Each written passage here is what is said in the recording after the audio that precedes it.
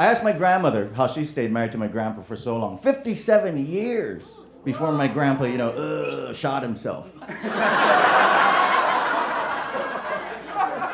It's a lie. Nobody knows how my grandpa died. He died at home, standing up in his living room, looking out his living room window as he did every day, watching the world devolve. And by the way, if there's anybody here between the ages of 21 and 30, you killed my grandpa. Millennials killed my grandpa. He saw the world every day devolve and become more sensitive and complaining and fragile.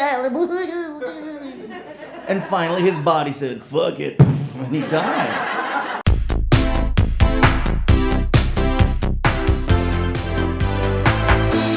There's only so much you can take of seeing the world and oh my God, they're clothing their pets but leashing their children. Fuck it. And he died. Why? They're artificially darkening their skin but they're bleaching their anuses. Fuck it. And he died. I feel like my grandpa in this room full of young people. How old are you? 20? You're a walking fetus, all right? 20. In fact, this is you getting through life. When I was in school, all the kids in my class had parents that drank and smoked when they were pregnant with us. And guess what we never had? In my whole school, a fucking peanut allergy. That never happened.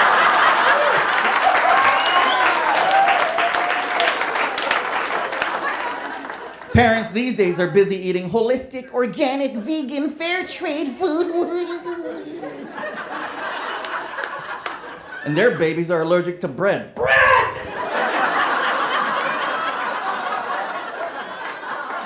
Are you shitting me? That's how civilization started for thousands of years, because of the ability of humans to make and eat bread. But now you're telling me somehow mysteriously, we're like, is that a crouton?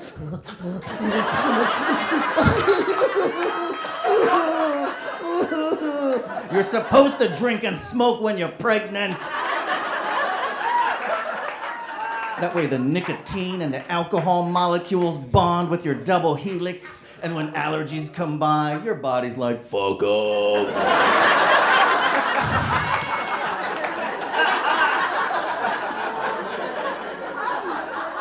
It was a better time back in the day. You didn't have food allergies or attention deficit. You were itchy and stupid.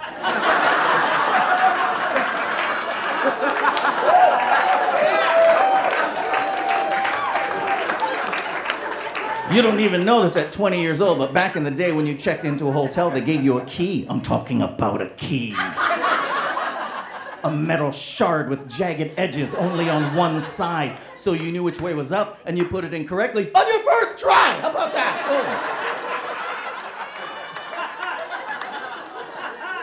Oh. Now they give you that credit card-shaped piece of bullshit plastic, and sometimes it works, sometimes it doesn't. Maybe it's your fault, maybe it's this thing's fault. Nobody knows. So like a dumbass, you're at your door for a half an hour trying to 72 different permutations of card in the hole. You even shake it for some reason? Like it's a ballpoint pen and you're trying to get all the information to one end of the card? Or I've seen people do this because they're geniuses, they rub it. Clearly it's the negative ions, I'll rectify this magnetic anomaly. Still doesn't work, you gotta go talk to the mouth-breathing of a minimum wager at the front desk. Say, hey, my key doesn't work, and they taunt you. Oh, don't tell me you put it in your wallet. Of course I did. Well, that demagnetizes it. Oh. Well, how about don't make it shape like the things that go in a fucking wallet?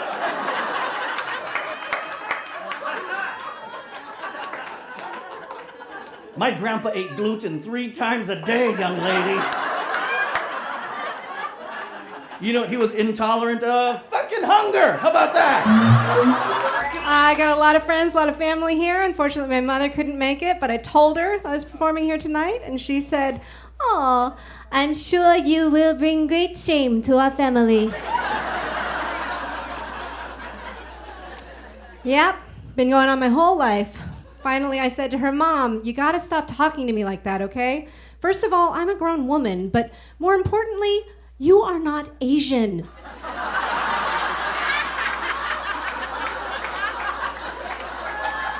I'm adopted.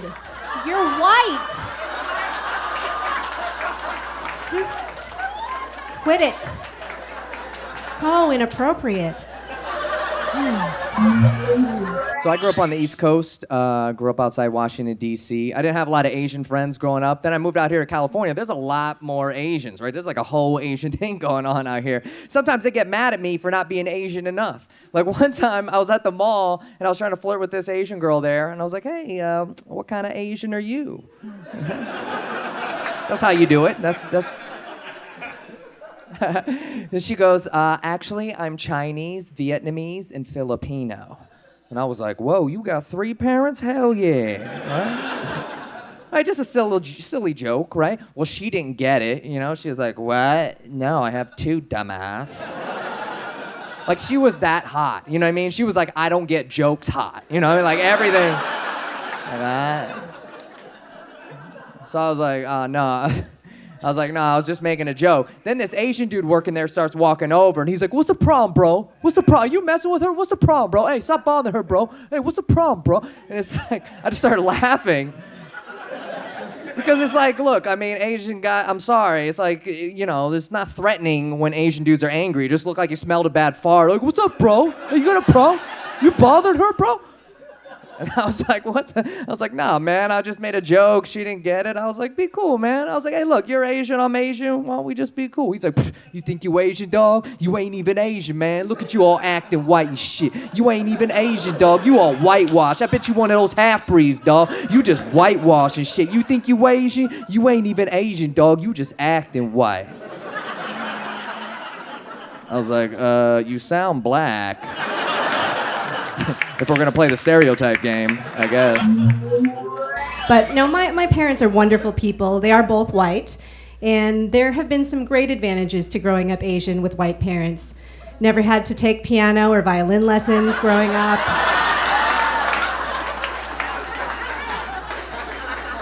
No pressure to go to an Ivy League school or become a doctor.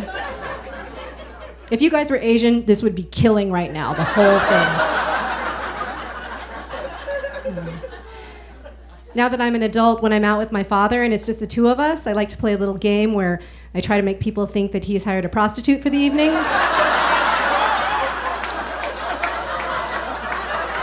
It's easy. I just lay my head on his shoulder and I go, I love you, boyfriend.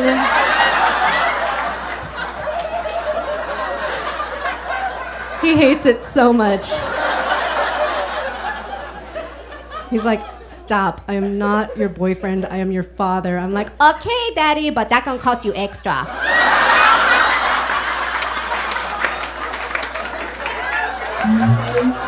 The worst part about being half black and half Asian is people expect me to be an expert on everything black and everything Asian. I don't know anything about either side. I don't care. People come to me with their half black questions all the time. I don't have a full answer. I don't have all the info. When the Tiger Woods thing happened, that ruined my life for like 6 months. Like everybody came to me. Like, Mal, you're half black and half Asian. Why'd he do it? I don't know. We're not in a club. We don't tweet each other. I don't understand why. I do want to do this. Racist questions. 2 weeks ago, this girl's like, Mal, what's in Kung Pao chicken? I'm a comedian, not a chef. Why would I know that? She goes, you're half Asian and black people love chicken. What's in it? Stupid. It's like, you idiot, we're at Panda Express. Why don't you ask the Mexican guy? Cooking it, he knows. Vietnamese people, it's hard now, right? Because all these other, fucking Korean, they're uniting, fucking breakdancing and shit. My people, what do we have? Fucking nail salon still. Right? Every nail salon is it should be like Win-Win Nails, N-G-U-I-N, right? Instead, it's either something divine or it's like some type of battleship. It's so patriotic. Welcome to Angie's USA Nails. Welcome to Angel Nails. Angel Rainbow North America SEAL Team 6 Cuban Laden Nails. Come inside. Like, what the fuck? Come inside. Vietnamese women are the best salespeople. They would torture you ladies and they would insult you at the same time. Have you seen this? I say you ladies, but it's fucking Asians in here. They're like, fuck you. Come here, your hair look good. Not on you. I fix it for you. Come inside. Come here. You're so beautiful, hunchback. Come here. I show you. I wax your eyebrow off. Your one eyebrow cyclops. Come inside. You X-Men mutant. Come inside. If you... The thing is, like, my sisters that own a nail salon called Angie's Nails. Surprise! And if you notice it, like, they're getting the nails done, right? Vietnamese women are so nosy. Like, you're trying to get your nails done, like, they're just trying to ask you these probing questions, like it's a bank loan. Have you seen this? You have boyfriend yet? You have boyfriend? You have girlfriend? You have boyfriend? You have husband? You lesbian? You rug muncher? You have boyfriend, huh? You need waxing. You don't have husband because you need the waxing. Have you seen this shit? You need the waxing. You need it! They say you need the waxing as, like, a fucking life or death. Have you seen this shit? You need the waxing!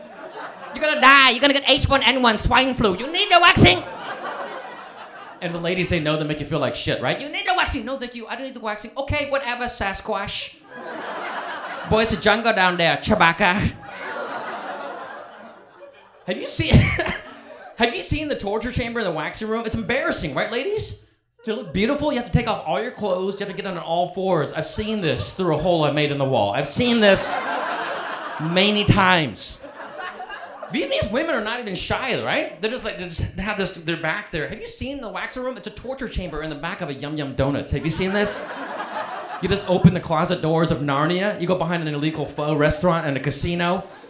You just open another closet. There's a Vietnamese lady. She's waiting with this Tupperware. She's making this mixture for your crotch and the Tupperware she had in her salad that day. Come here, I make a... And then they're not even shy. You ladies are bent over naked. They're like... Whoosh. Now they're trying to have a normal conversation with their hands on your hoo-hoo. Have you seen this? Yeah, boyfriend yet? Yeah, boyfriend? Yeah! I like how they look at the paper when they're done, right? Like they're shocked at what they just done to your body. Like, yeah, souvenir. Who want the souvenir? They might as well just hang it on the wall.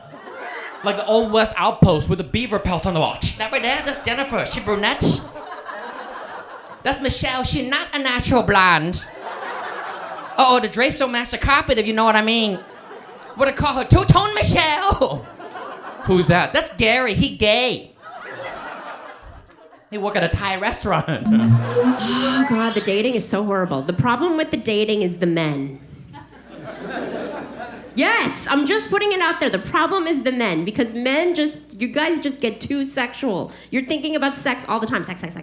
Half of you are looking at your drinks right now being like, oh, shaped like my dick. Right, sir? Right, sir? He's looking at this beer bottle. He's like, yeah. Only he's black, so it should be like a 2-liter bottle.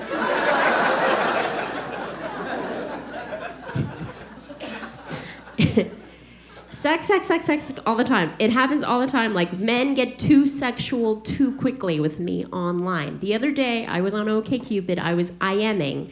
I get an IM. It starts out fine. The guy goes, hi, how are you?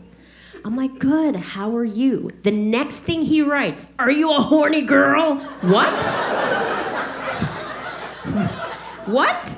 This guy went from hi, how are you to are you a horny girl in 2 sentences. That's a hard left turn.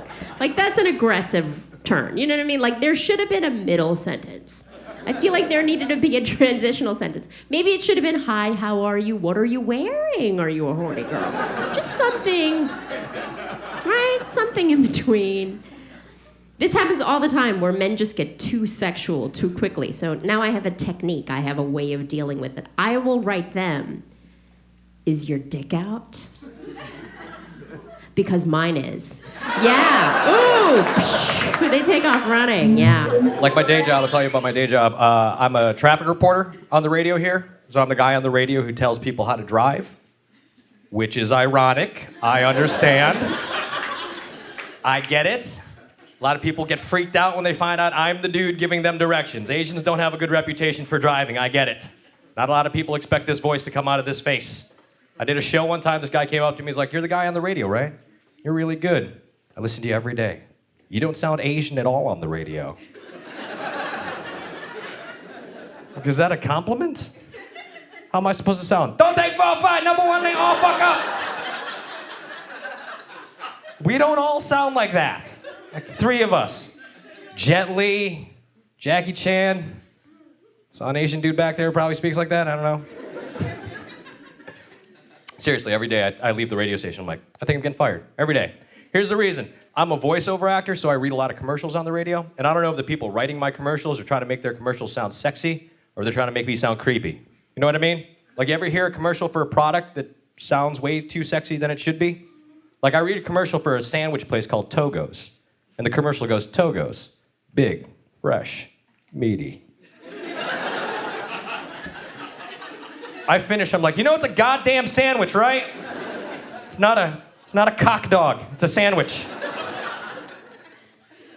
So I screw with the people who write my commercials.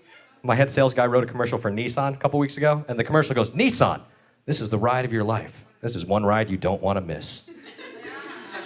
That's how they want me to say it. This is how I say it. Nissan, this is the ride of your life. This is one ride you don't want to miss. My boss comes in, she's like, can you say that a little less rapey? Like, you don't live in a windowless van, you creep. So basically, you know, I've been hosting this talent show called Collaborations, this Asian talent show across the country.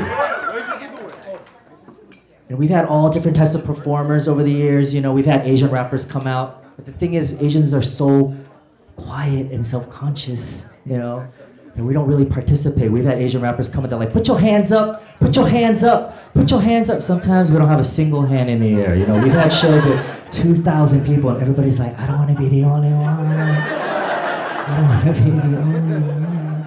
If you do it, I'll do it. Yeah, if I was an Asian rapper, I'll get everybody on my side. We'll start off a show like. If you're feeling me, sit still. If you're feeling me, sit still. Just breathe, blink, stare, and think.